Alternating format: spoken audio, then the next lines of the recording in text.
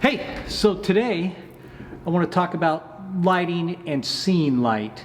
I've got a little assignment I had to do when I was back at Brooks Institute back in the day when we still shot film and everything. This was one of the first assignments we had to do to teach you how to see light and how it reacts on different objects. So that's what we're going to do today. So let's get out of the office here and down on the studio floor, and let's take a look at this little assignment and we'll see some light. All right, let's get to it.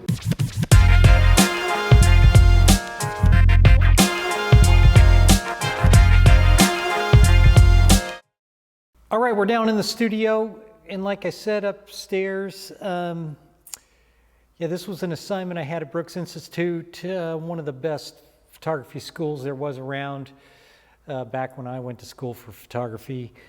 And in this little test, this little assignment was just to see how light reacted on different objects. A person, a shiny object, a textured object, and a matte object. And it was, you had to do it in bright light, very specular light, like this light is undiffused that we're using right now. It's just an aperture box, a small 3-footer that's undiffused. So it's very hard, very harsh light. You can see the shadows really strong on the objects, and you can really see the specular highlight in the shiny object.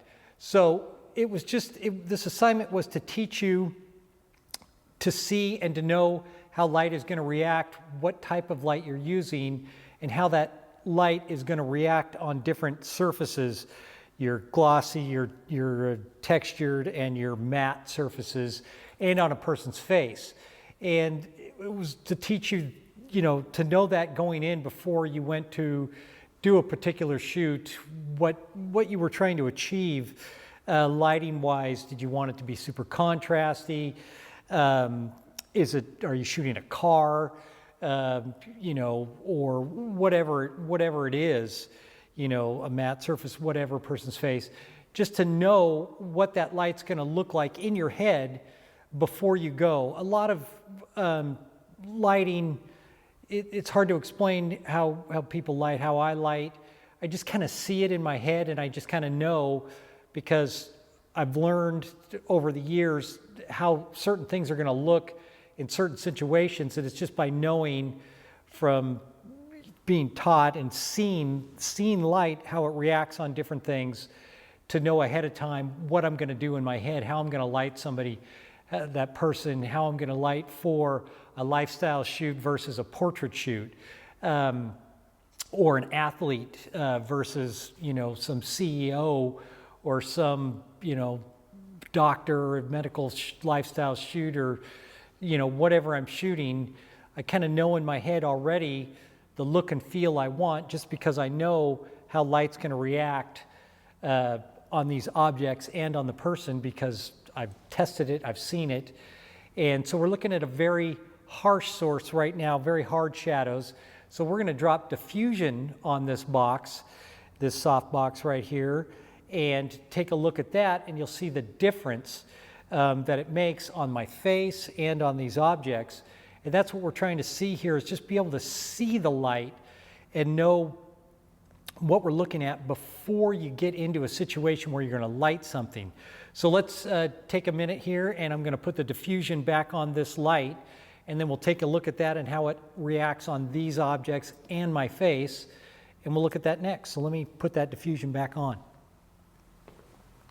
So now we have the diffusion on there and the little baffle, insert baffle, which really softens it out, makes this highlight here. You can still see a nice round highlight here. If I was shooting a product, with a shape like this, and I wanted a big, nice, rectangular highlight or something, I'd use a big white card or a super big box and bring it in a lot closer to this. But for this purpose here, you can just see it's a lot softer, smoother highlight here, and it even, you see the shadows across my face, across these items are much softer, and this is not as specular spots on this as well.